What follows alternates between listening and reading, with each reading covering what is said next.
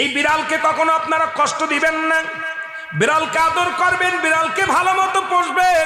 বিড়াল যদি কোনো জাতির জন্য দোয়া করে, কোনো গৃহস্থর জন্য দোয়া করে, ওই সংসারের মধ্যে উন্নতি শুরু হয়ে যায়। ওই সংসারের মধ্যে আর এক নাম্বার হলো, যে ঘরে বিড়াল থাকে সেই ঘরে জিন আসতে পারে না, জিন বাস করতে পারে না।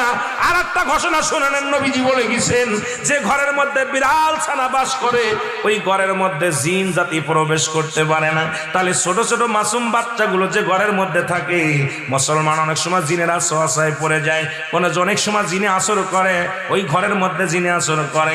যে ঘরের মধ্যে বিড়ালকে আদর করে বিড়াল থাকে, ওই ঘরের মধ্যে বিলাই বিড়াল বিড়াল বিলাই বিলাই, এইটা যার ঘরের মধ্যে আছে এই ঘরের মধ্যে দুষ্ট জিনেরা আসতে পারে না। জোরে জোরে চিল্লায়া বলা যাবে না মারহাবা।